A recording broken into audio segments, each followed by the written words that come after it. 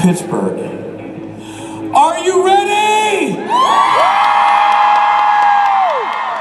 I asked you a question and I expect a blood-curdling scream in response. Are you ready? Put your hands together for Padalecki and Jensen Ackles!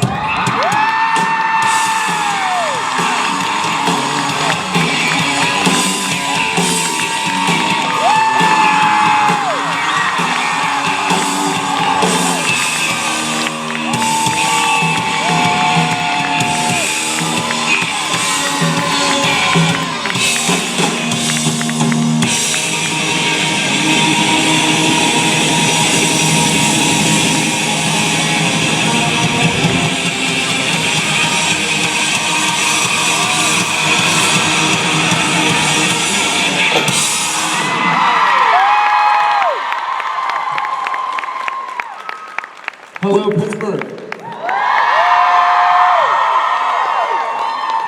That's how you do it! And the surrounding counties. Haha, Richard, I took your line. Damn it! How did you find the one shady spot on the stage? Thank you. I don't know, maybe aim the lights too high. It'll still hit you in the face. Damn it! Ackles, were you stretching? Well, I didn't know you went from doing a big stretch to just simply getting like in third position. It's the old calf stretch, man. That's as far as I can go. You can tell this is hiatus. It's like the stretch is like. It's one of the things. All right.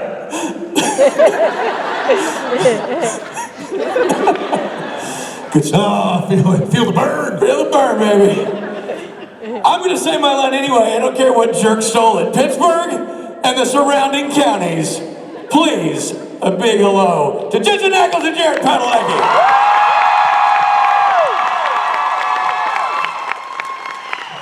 Thank you, gentlemen.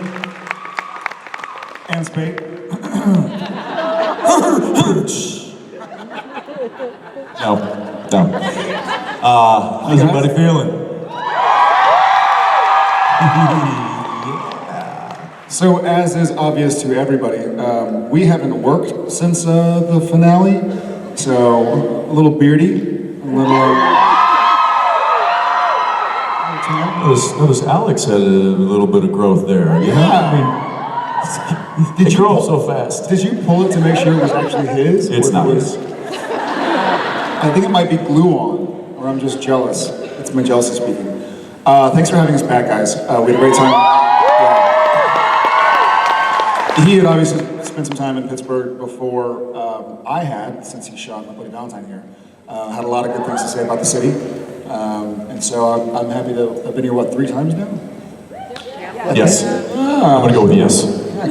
Yes is good. 50-50. It's hard to get. Yes for 200. Good to be back. Thanks for taking some time out of your summer to come bring us out here.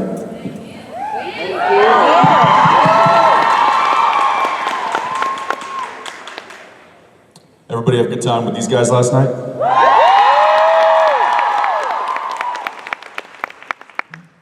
Seems to be the consensus. Yeah. Seems to be the consensus. Well, without further ado, there you go. Let's start. You want to go there? You want to go over here? You want to go over there? Let's go over here. We can do there. Let's start over. Yeah, over here. One more. We'll go. No, let's. Okay. We're gonna go back there. Okay, well, if you wanna. All right. All right. Hi. Hi. How are you? Hi, I'm Taylor. Hi, Taylor. I love you both so much. I watched the show since I was little. How little? I don't know, since you guys first came out, and right now I'm 18. So 5. That's awesome.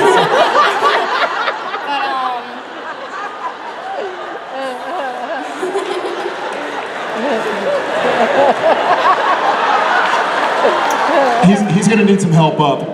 His hips are back. Thank you. Thank you, Taylor. We love you back. Alright, my question is, if you could be anyone else on the show for a whole day, who would you be and why? I mean, if I could be anybody for a whole day, I would be Castiel, because it means I have the day off.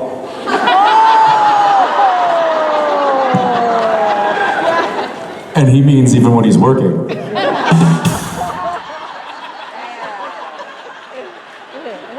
was my joke. You don't get a rim shot for explaining the joke. No, it was just a follow-up joke. Any that is currently on the cast? Yes.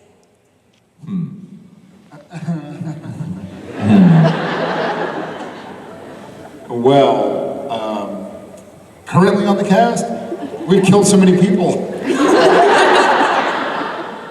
I have a lot of good answers, but they're all dead.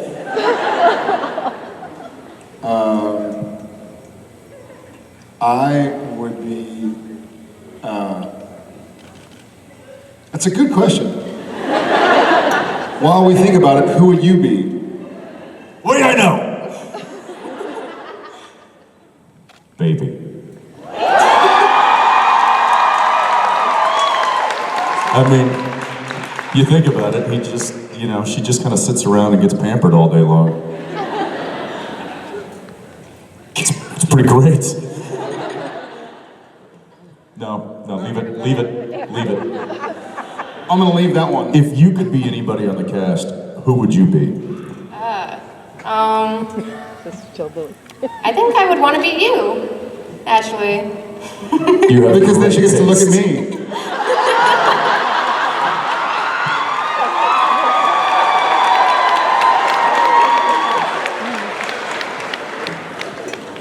Yeah, actually, you don't want to be me. Thank you, Taylor. You're welcome. I think, honest to God, I'm teasing Castiel, but I think it would be fun to be Castiel. I've sort of been some version, I've been Lucifer, and it's a lot of fun. I've explored that. I've been a soulless version of myself and a hell version of myself. I haven't been able to explore what the relationship would be like with Sam and Dean if I were a beloved party that wasn't a family member or Gadriel. You know, I've been an angel before, but Gadriel had ulterior motives. It'd be fun to help out as a Winchester. I think it'd be fun to help the Winchesters out with no agenda. So I think I'd probably go with Cass. All right, thank you. Hi. Hi. So my question is more for Jared, but in Misha's meet and greet, somebody asked him if he knew what hair products you use. So what hair products do you use? I mean, Jensen, you can answer too. What hair products do you use? Why would I know? No, like your I own know. hair. I use shampoo, conditioner, and beanie. And, I actually did, so I say this a lot, I haven't paid for a haircut in 13 years, and that's not bragging by any means, but I just don't cut it during the summer, and then there are people who are paid to cut it, not by me, during the season. So I haven't really gone and had it cut in a long time. But you know... What? I just realized what I'm talking about now. You don't use hair product outside of the show. Not really, no. But Jen does put something in your hair for Sam. Yeah, not Genevieve, Jen, our hairstylist. Yes. What is that? I don't know. You look at it every single day. Never look at it once. I really have I mean, to be fair, it's sitting in front of me every day too, and I've never looked at it either. I think Sam uses some products. So Jared, I literally just I started getting. So I have a large forehead. I call it a 5 head, and so I had a early.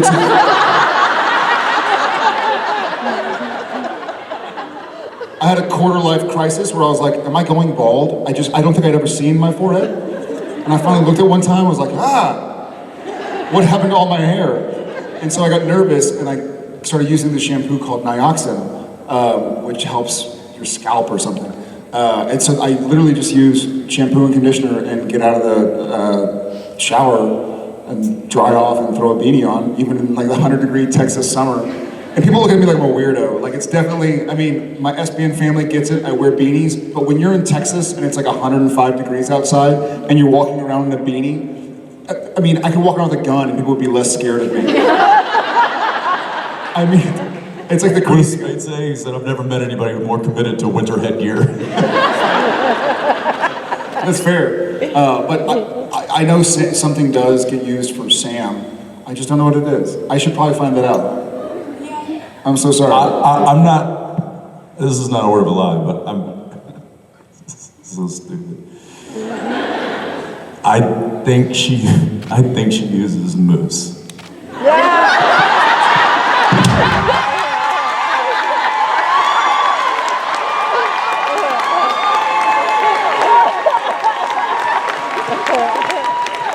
That is the first time in my life that has ever occurred to me that she probably uses moose. By the way, coming to a drugstore near you next month is Moose. Hi there. Thank Hi. you so much for your question. So my name is Sam. Yeah. Yes. And only my big sister is allowed to call me Sammy, no one else. Understood. Yeah, exactly. My question is, if you could add all of the miles the Impala has ever driven, how many miles do you think it would be? Like, Even before we took it over? Like when Dad was driving it? yeah. Dad bought it He used. drove it for a while, and he did buy it used, so it already had some miles on it. Oh, there's no telling. Is it Hundreds of thousands. Question? Is it referred to at the end of season 5 when Benedict is narrating about the car and this and that? Doesn't he say like after 150,000? Didn't he say something? Doesn't he say something? He might not. You know? It wasn't mine. I see. It wasn't the mileage. Thank you. I don't know. It'd be probably 500,000 at least. I do know that the one that I drive, it just says 99999. Or 666. That's car number 3. Yeah, it would have to. I mean, just the amount of cross country back and forth that the brothers have put on it for over the past 13 years would be hundreds of thousands. So I don't know. It's a lot. It's a lot, yeah. It's a lot. Thank you very much. Hopefully we get like hundreds of thousands more. Oh, yeah, So I hope y'all so keep too. watching. Just keep driving back and forth. That's all you need to do. Thanks, Thank you. Sam. Thanks, Sam. Hi. Hello, boys. Hello, boy. My name's Liberty. My question is kind of for both, but mostly Jared. When Sam was I like this side. Take a break. when Sam was soulless and that vamp turned Dean, why did he have like a little shit-eating grin on his face when he's supposed to be emotionless because he's soulless? But it was more like a satisfying like smile. Liberty, that's just the way I look. Have you ever seen, this Well, isn't, yeah, you're this isn't a blank beautiful, canvas. but, No. you know. Thank you. But I think even when I sleep, I'm like this. So that is me being as neutral as possible. I still look like a little mischievous. I figured it was maybe like a part of you thought like, hey, now he's the freak in the family, not just me. I thought maybe that was it. No. Interesting. I think Sorry, Dean. I think if anything, it was almost if there was a reason. I'm that a wasn't- freak. Super freak. I love our inner freak. So, if anything, I feel, trying to remember back to season 6, I think what it was more of the calculation of, oh, let's see where this goes, as opposed to wanting Oh, something to to see if die or you be get, turned. like, the It was alpha more like a man. new, it's almost like when you see somebody who loves skiing down mountains or something, and they see a run, and they're almost excited by the challenge. I think for Soulless Sam, it was like, oh, cool, a new equation I have to solve, or I get to solve, a new opponent I get to face. Oh, you play chess? I play chess too. Let's do it. Like, cool. Like, this is gonna be fun. I don't know what's gonna happen, but I think it was more. He was almost emotionally removed, and it was more the excitement of the literal quest, in my opinion. That and my face. Yeah, well, yeah. So the combination of the two. Thank you, Liberty. Thank you. I just assumed you were watching cat videos. And I'm always watching cat videos. Hello. hello. I'm Lindsay. What is something you'd like to see for your characters and others like Cass and Jack in season 14? Are we sure we're bringing Cass back? Oh, come on now, I'm teasing. Or am I? I'm teasing. What's that? Says you. He's not dead, just recast.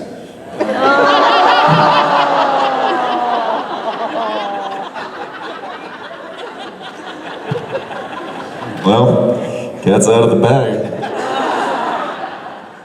Cass out of the bag.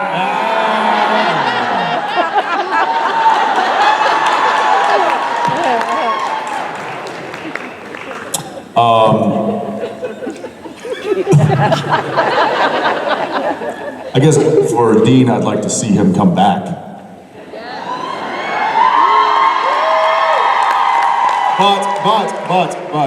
But, a big, honest but.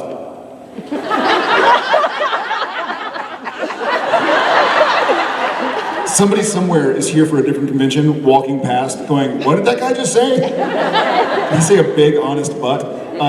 Honestly, I would love to see Dean come back, but man, I want to see Michael Dean for several episodes. Like, I wanna explore... Let's do it. Even if we do too many episodes of Dean as Michael, we could always just do season 15 to get more Dean, you know?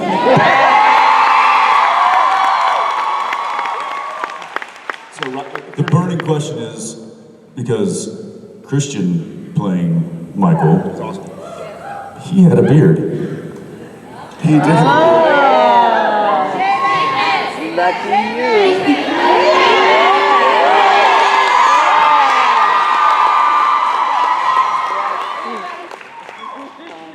So, get rid of it? No! No, yes, I don't know, everyone!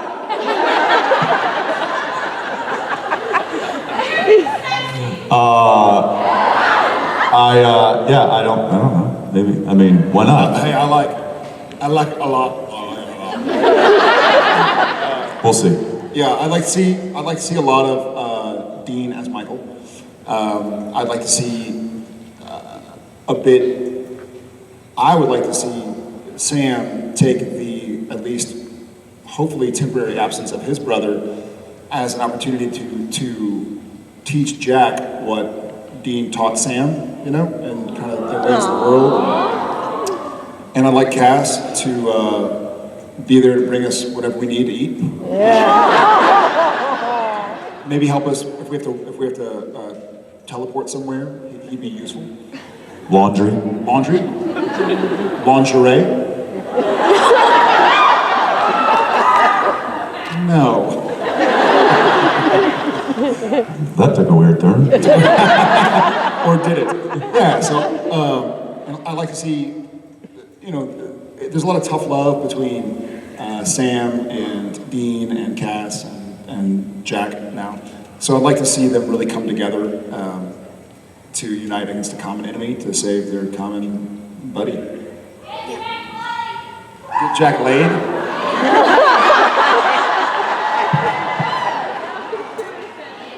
Are we casting? Is that what's going on?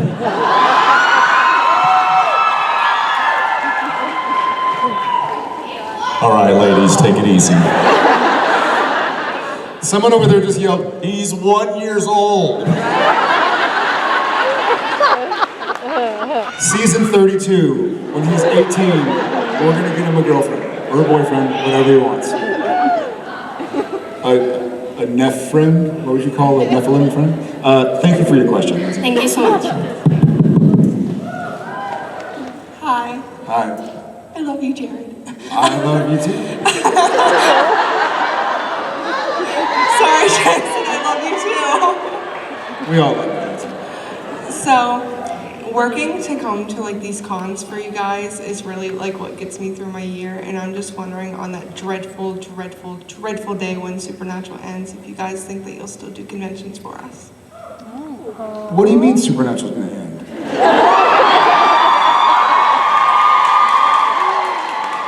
That's a good answer. My answer is, it's hard to think about the day Supernatural ends. It's funny right now because we haven't been shooting Supernatural for 2 months, so this is about as removed as I get from the day-to-day of spending time with my buddy Sam and my buddy Dean, Cass and Jack, and on and on. It's gonna be rough when the show ends. The show is gonna have to end. I don't think the SPN family has to end.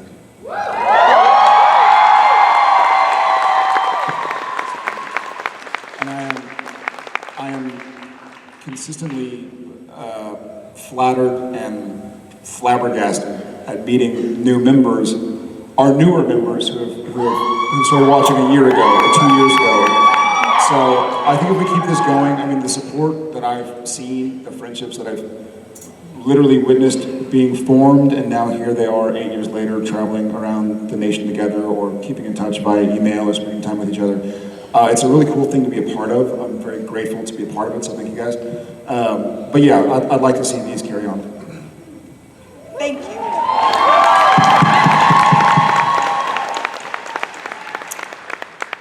No, I don't think I'm gonna do this. Bonjour, Jensen. Bonjour, Hi. Jared. What's that? Bonjour. Bonjour. Bonjour. Enchanté. Bonjour. Je t'aime. Je t'aime. Bonsoir. Au revoir. No, not yet. Not yet. I have a question, guys. Bonsoir. No, not bonsoir. Good afternoon. No, c'est good bonjour. Bonjour. Bonjour. Well, how do you say Bonjour. good afternoon? Bonjour. How do you say good day? Bonjour. Those are different words. Bonjour afternoon. Oh là là. Bonjour, je t'aime. Voilà, tout est dit. So, How do you say good? good is bon. Good. Bon. Well, bon afternoon to you. Bon après-midi. Bon afternoon. Do you need special French lessons? Because I can help you. Yes, he with this. does. Oh, yeah. I can help you. Yeah.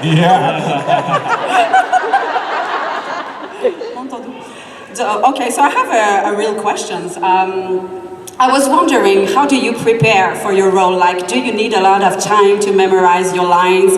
Do you need to get into a special mood before? How does your process work before shooting a scene? Yours is longer than mine, so you go ahead. Yes, it is. So is my process.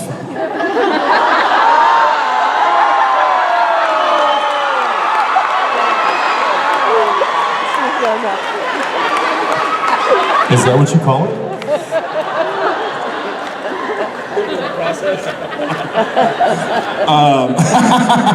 That reminds me of a part where we were shooting a scene, sorry, quick non sequitur, then I'll go back to your question.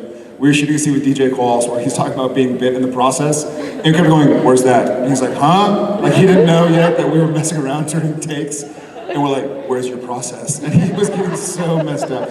Okay, so back on track. It's that little space.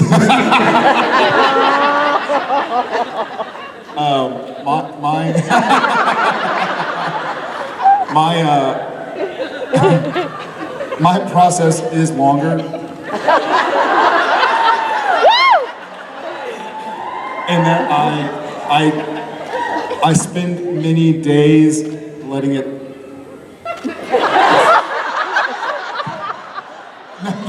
Now that there's nothing I Keep can digging, man. Just keep digging. when I first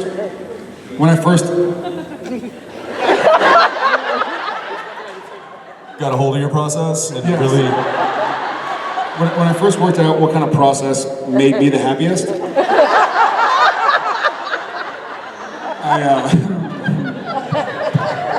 I spend many days preparing for that moment.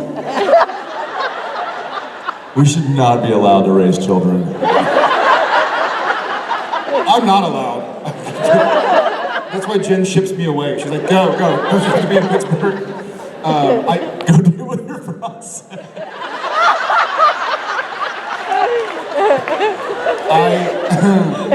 I'm going to be as literal as possible. When I get the script, let's say we start filming July 10th. When I get the script of Supernatural, season 14, episode 1, as soon as I get it, I read it, and I read it every day, basically, on the treadmill. And I just sort of do you all have these movies, and maybe Supernatural is one of the TV shows that you'll have this with, but where you can watch an episode in your head without it even playing in the background. Like, I can watch Dumb and Dumber right now. I could sit down, close my eyes, and watch the entire movie of Dumb and Dumber. Laugh when I'm supposed to laugh, cry when I'm supposed to cry, and it doesn't have to be playing. And so this is a weird kind of roundabout way of saying, I want that to happen for Supernatural before I film it. Like, before we start filming day 1 of season 1, I already want to have watched it in my head 100 times. It helps me then, in a weird way, even though it's cemented in my head, it helps me shape it more. It helps me change it more. It helps me, preparation, be able to bob and weave. And they say that with a lot of things. It's all about your process. It's all about repetition. For me, it's all about repetition, and then I feel more comfortable changing it. If I don't have that repetition, then it makes me nervous to then be asked to change it, because I'm like, I don't even know what my foundation is. So how can I ask to change the awning of the roof when I don't even know what the walls look like? So I like to get the foundation of the walls and then kind of decorate when I'm on set. I love to decorate my present. There's so many metaphors there that I lost count. Which is why I let him go first, because wow. This is wow.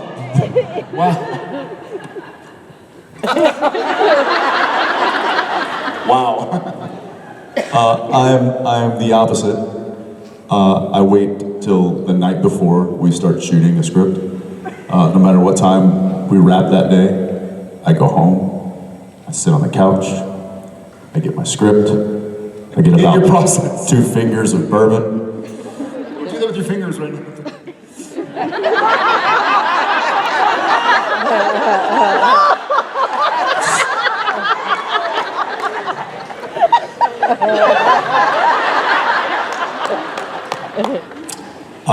And I read the script once, and then I show up the next day and do it. And you're good. Okay. Merci. Merci beaucoup. De rien. De rien. Oh, you're so good. Oh, girl, I got you.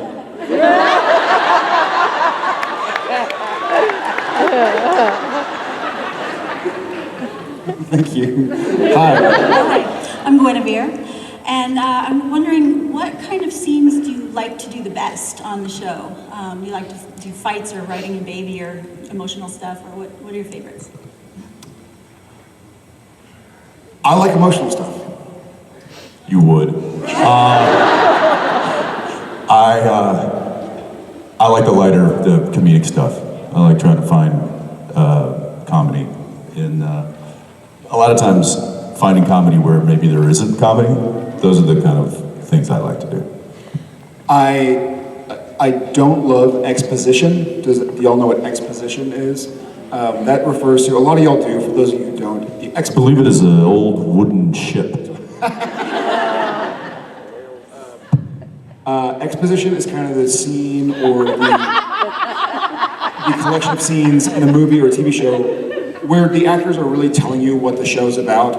It's like, hey, Dean, look at this. According to the lore, blah, blah, blah, so get this. And then turns out they're in Akron, Ohio, and then now the audience knows, oh, they're fighting this, that does this, and that it already did that, so they're gonna go research, without us just looking at the camera going like, okay, we're about to go to Akron to research a Rougarou who just. So those are really difficult to do because they're not really ever about anything other than just letting the audience know literally what you're about to let the audience know. Those are fine, and they're very necessary for a working actor to know how to do. It's more technique-y. But the comedy scenes make me really nervous. I love watching them. And I do like the emotional scenes. Okay. Yeah. Thanks. Thanks, Guinevere. Thanks. And I hope you last long enough that you'll set a record nobody can break. Amen to that. Yes.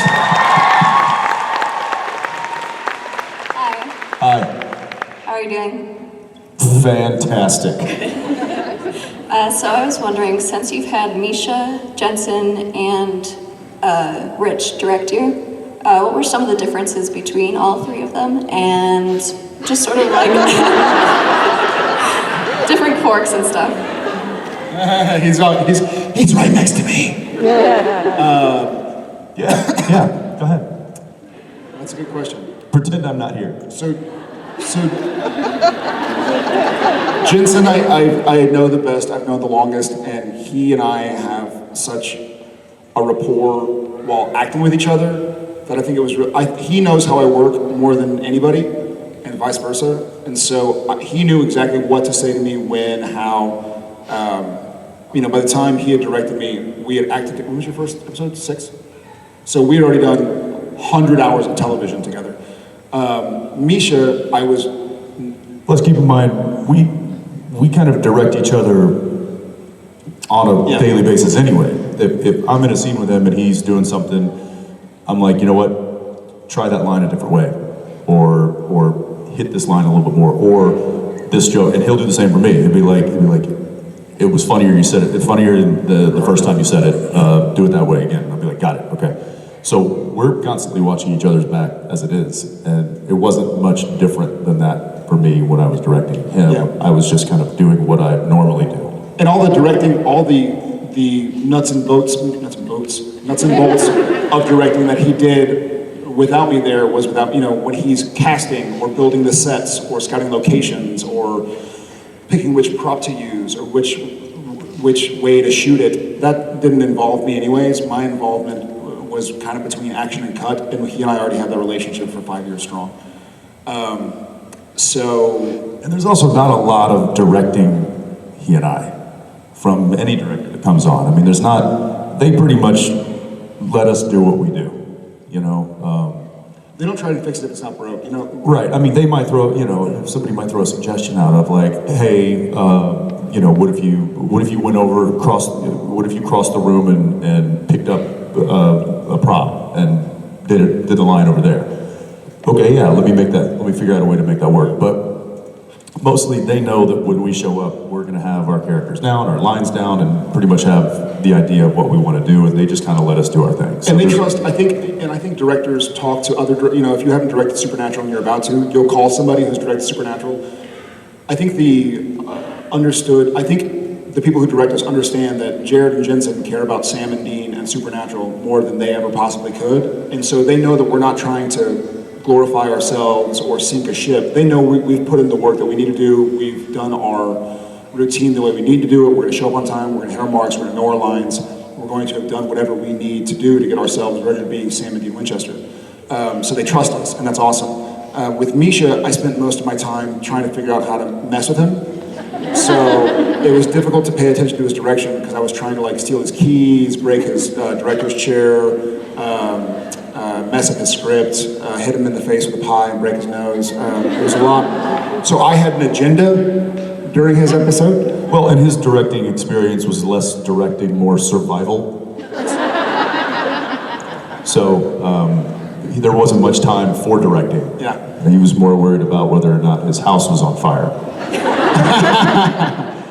And then Spate, I believe the first episode he directed, he wasn't in whatsoever.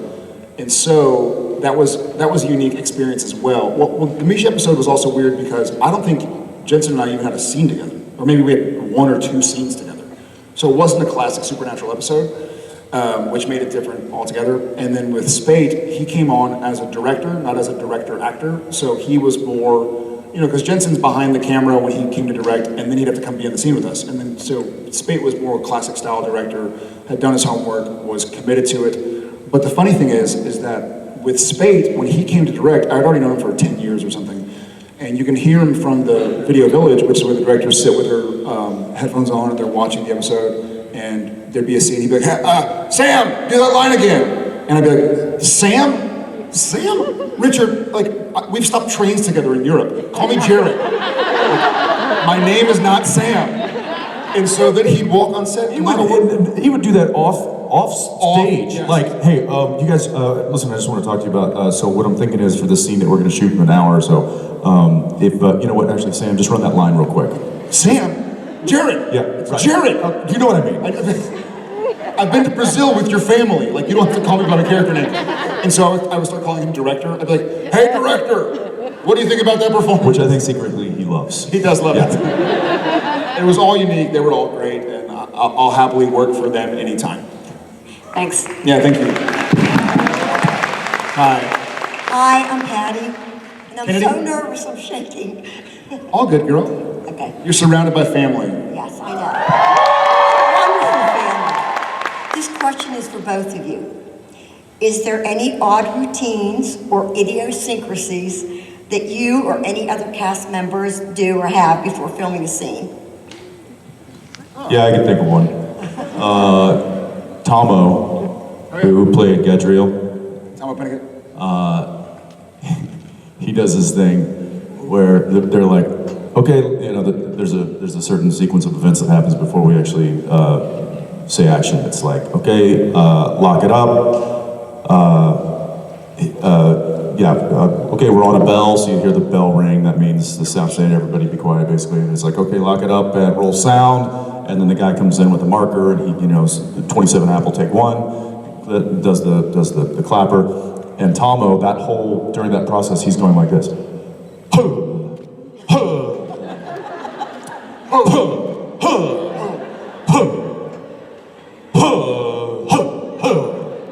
And he's a big dude. For those of you who haven't met him, so you're like, cut to Jared and I, and we're like this. Is he gonna hit us? So I don't know what that is. I've never asked him because I've never built up the courage to. I'm afraid he'll whip out a hatchet.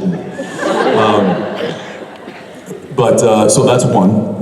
Yeah, I think if I were to say that I have... David does something too. Hayden Jones does. I forget what he does. He gets the catch look. He goes into catch face a bit before it's action. He also stays in his British accent when the cameras aren't rolling. Which, it actually, I think it helps all of us.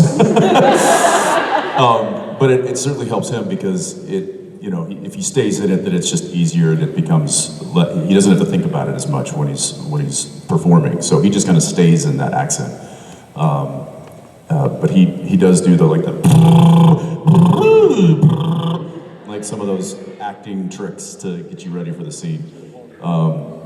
Yeah, there's a few. Does Pellegrino do something? He does a few things every now and again. He'll either, you can see him running it in his head a little bit, like he'll kind of do this.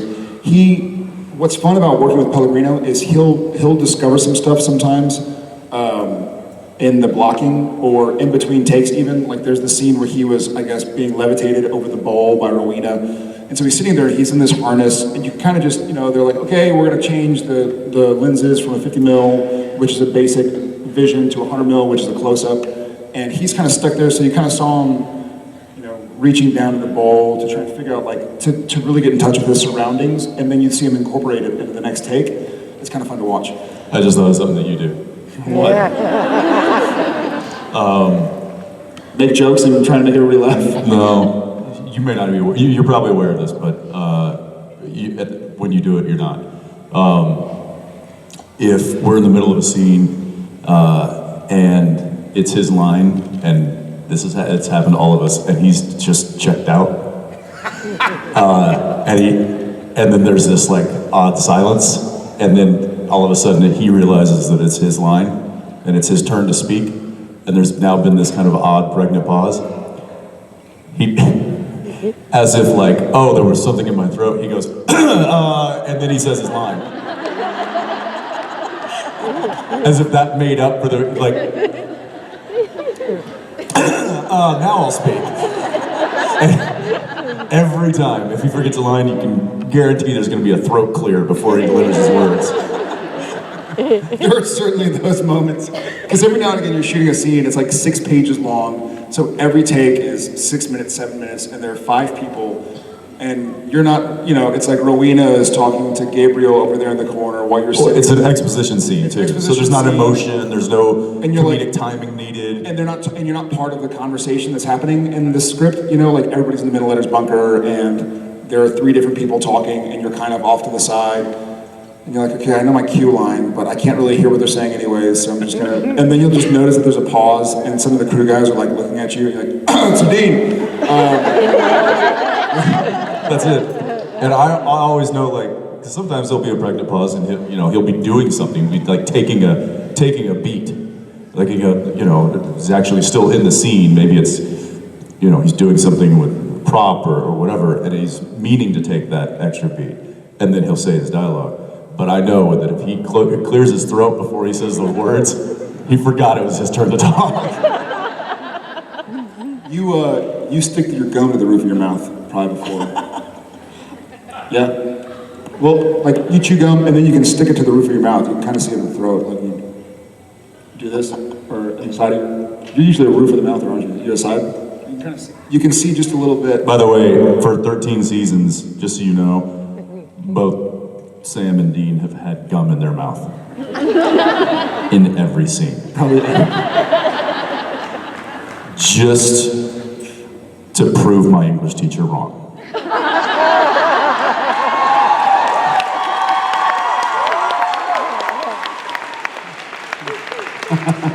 Jensen, I can tell you're chewing gum. Oh, really? Watch these 13 seasons. Watch these 13 seasons, Mrs. Patterson. Karen, if that is your name. Thank you very much. Thank you for your question. Thank you. Hi. Hi, America. I'm in the Navy. I just wanted You're to... America? Huh? You are America? No, Erica. I got it. I'm America. Got it. Hi. I just want to say thank you for keeping me sane for a couple of crazy deployments. Thank you for your service. Thank you very much. By the way, that would have made even more sense if your name actually was America. Well, I'm just missing the AM, so. Just kidding. My question for both of you is, if you could sit down with your characters, what would you say to them? Move to Maui. ThereThere's nothing for you here. Go to Spain, eat some cheese, cut your hair. Move to Spain, eat some cheese. Maybe not you, Dean. You've had enough. But wow, man, that's a good question.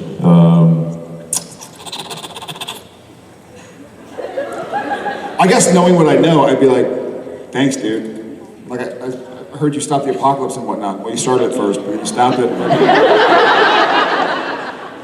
Either way, I think it'd be, I don't know. I think if I met Sam, I'm actually thinking about, not that Sam and Dean are military, but I'm thinking about some of my friends in the military, much like you. I kind of just, if they want to talk about what they've been through, I let them talk about what they've been through, and I'm happy, open ears, but I certainly wouldn't try and pry or make anybody relive any past trauma or losses or sacrifices. Just let them know I'm grateful. I'm like, thanks, buddy. I would tell Dean maybe just a little WD-40 on the doors. This thing's been squeaking for 13 seasons now. Just a little spray. Let's clear that right up. And I'd be like, hey guys, Sam, Dean, stop chewing gum. I can see gum in your mouth. Thank you. Stop dying. Yes. Thank you, Erica. Hi, how are you? Hey guys, how are you? Good. My name's Thea. My question has more to do with your social activism in the show. First and foremost, I appreciate everything you all do with suicide, depression awareness, and prevention, and your outspokenness for the Me Too movement.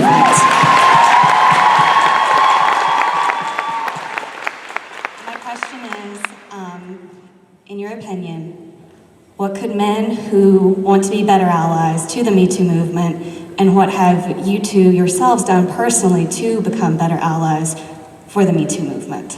That's a great question. Thank you. We live in a pretty awesome time, and as much as we have that still very obviously wrong with our society, both with the way the LGBTQ are treated, to the way women a lot are treated, to the way minorities are treated, to the way even people who don't have as high an income as the next guy or gal are treated. We have a lot of room to grow. I will say this, and maybe this is my optimism coming through, but I think we as a society, even just the fact that we're here today talking about it, we're talking about it and we're listening. And a few of the people I read, you know, I've run across a lot. He and I have both run across a lot of the guys in Hollywood. Not that we were best friends with them, but we've auditioned for people. We've had a drink with this person, not knowing. We've, you know, been friends of friends and crossed paths in our years in Hollywood. And you hear their apologies, or you read their apologies. And some of my favorite mea culpas that I've read, I hate to say my favorite, but some of the ones that read the most true to me, not like a canned apology, like, hey, I'm sorry this happened, I think it was a misunderstanding. Like, that's not really an apology. I think I can't recall who exactly, but I read a few that were like, you know, I realize now, and looking back at my initial statement, that I need to shut up and I need to listen and keep my ears open and treat people as human beings and really listen to what people are trying to say. I'm gonna look back. So I think it's difficult to it's almost like as much as the AKF, just to sidetrack for a little bit, as much as the AKF movement has been so special to me, and I hear person to person it's been special to them as well, I personally feel like you really need a genuine connection with another person to really change. And so I just try and keep both with suicide prevention and anxiety and depression and mental health, and with the Me Too and the Time's Up movements, I just try to listen to people and let them know that I see them as a human, and I have no desire to hurt them or increase their pain or their tumult or torture. So I hope I seem emotionally available. I certainly would like to be emotionally available to people like you or whomever. So I was just trying to tell people to really, what's the platinum rule? Treat others how you would want to be treated, you know? So I try to live by that. I fall short, obviously, but I try to do my damnedest. So I would say the same thing to a friend. I would say that this is something that I've kind of always lived by, or at least aspired to live by, and that's lead by example. Sure, you can say things and you can call people out on things, but I think at the end of the day, just showing and being the person that you want to be and aspire to be, and that you would make people proud of, I think trying to do that is something that I've always kept in the back of my head, and that's just something that my parents taught me early on. My dad said, look, don't tell people what to do, show them what to do. And so I try to do that, and that's what I would say to other people. I mean, look, if somebody's being inappropriate, sure, if you feel like you need to say something, then say something. But if you don't, you know, if it's maybe your boss and you don't want to, you know, cause an issue or something like that, or get fired or whatever it is, then maybe you just start leading by example. And I think that has power. Actions are certainly more powerful. So, but it is I think it's an amazing time right now, and I'm proud to be a part of it. Thank you. Thank you. Hi, I'm Cheyenne, and I was wondering, who do you think could make the most blue person? What is the best one? Who has made the most? Yes. I've probably been partially responsible for the majority of them. One of the funniest ones. What are there are a few that I've laughed out loud, and I'll even go back and watch and laugh out loud. I mean, Timeless is Eye of the Tiger, which I know is considered like a viral right now, but it really was a blooper. It really was just, we were rolling and it went and that, again, like he he might be, you know, the blooper. But if he's not actually the blooper, he's probably responsible for whoever is the blooper. And that was his responsibility because he was supposed to enter into the shot just as the music was, you know, crescendoing there in the beginning. And before the lyrics ever started, he was supposed to come in and I was supposed to jump up and turn the radio off and then we'd have a conversation. And he just decided not to enter the scene. And I did what any red-blooded American guy would do, and that's start lip syncing Survivor. Because that's what we do.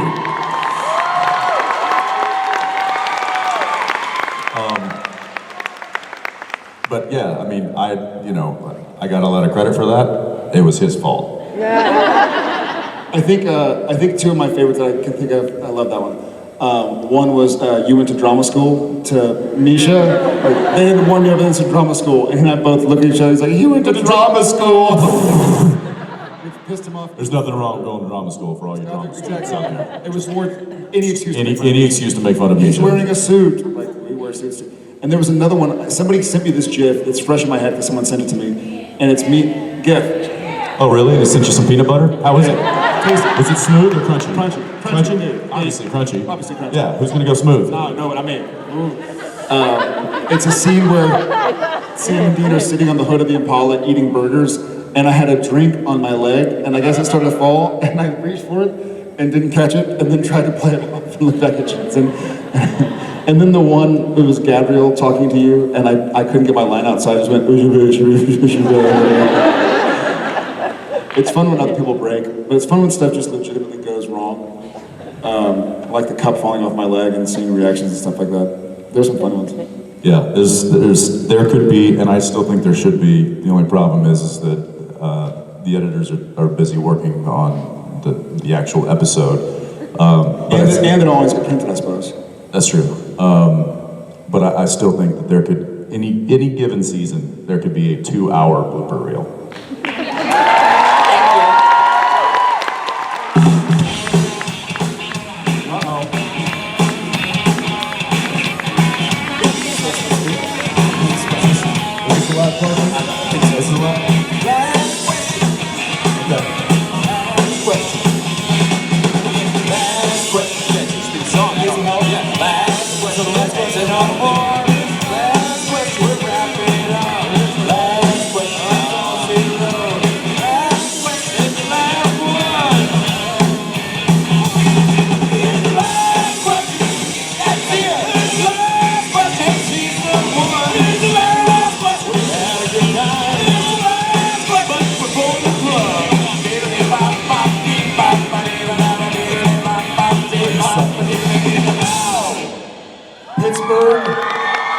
Jason and I rehearsed that for 3 weeks. I just can't get the end. I don't know.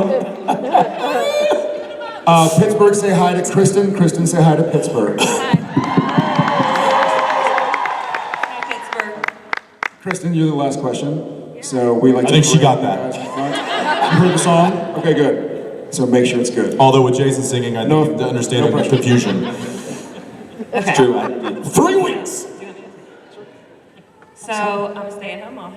I have 2 little kids. They're about the same age as your kids, 4 and 2.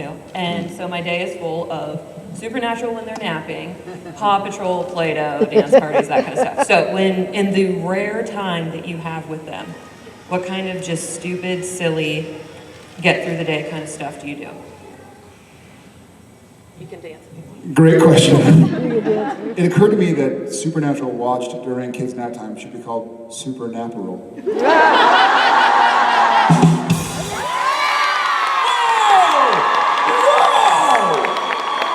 What the?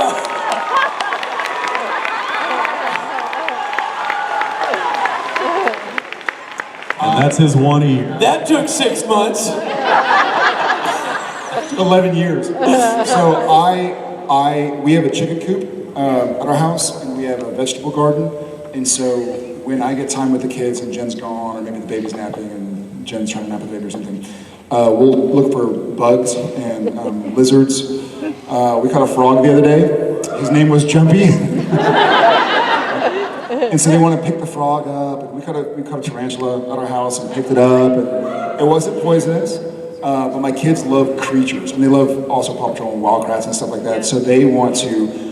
What's bad is that in Texas right now, I feel like an awful dad because they're like, you know, the kids or Odette's napping and Jen is taking a shower or working out or something. And so it's noon in Texas. And the kids are like, Daddy, let's go chase bugs. I'm like, you chase bugs. Because it's 100 degrees outside. And I don't want to go outside. I'm like, I'll watch from the window. Y'all go have fun. But they love bug catching. So there's a lot of lizard chasing. We call them doo-doo bugs or roly-polies. So a lot of touching of bugs goes on in my house. Saw a snake the other day. We didn't want to catch that one. Good times. It depends on which kid I'm dealing with and whether or not I can remember their name. But Too soon. Too soon? Too soon. Too soon. Okay. But let's see. So JJ was at camp, and my wife had taken Arrow to the store, and so it was just me and Zeppelin at home, and I did what you know all dads should do. I put on a Led Zeppelin vinyl and sat in my leather chair in my living room with Zeppelin on my lap, and we just sat there and stared out the back window and listened to Zeppelin. That was kind of cool. Thank you so much. That was it.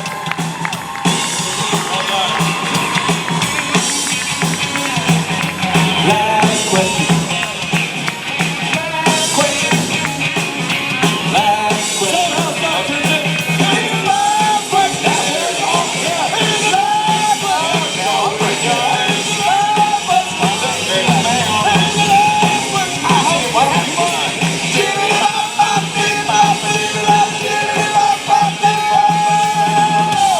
Ladies and gentlemen of Pittsburgh, Jensen Ackles and Jared Padalecki.